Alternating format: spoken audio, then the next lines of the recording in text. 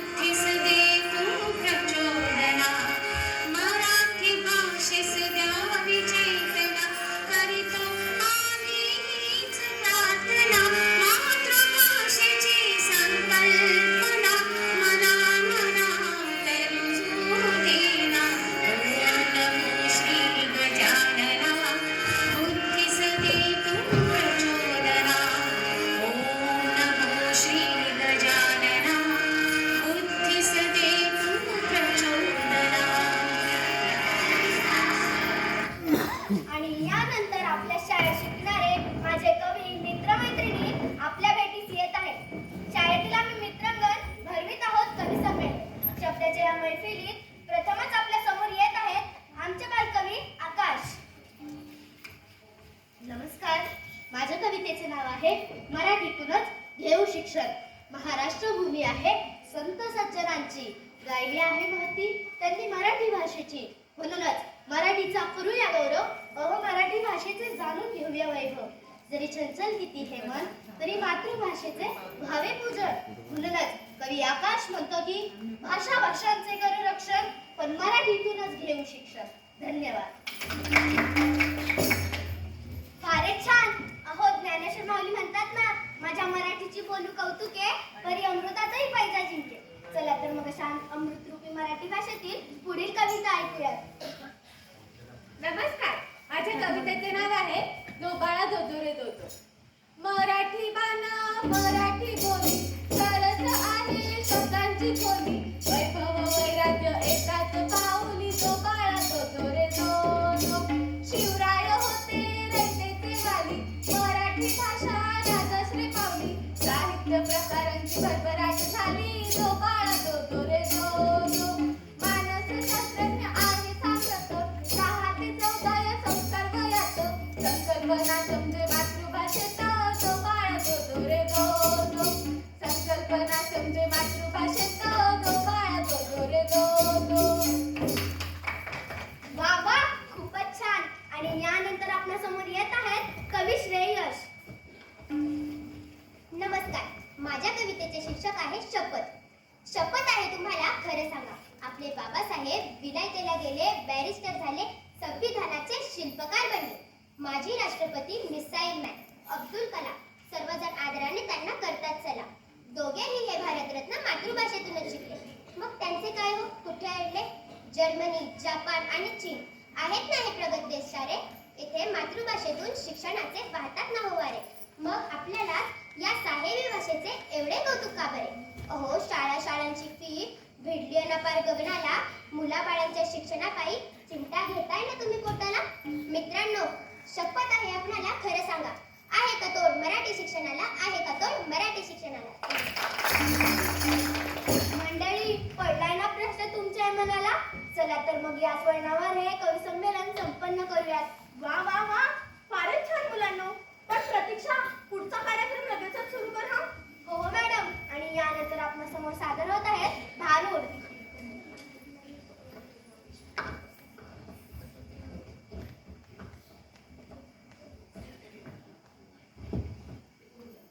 सूर्य उगवला, प्रकाश पडला, आडवा डोंगर,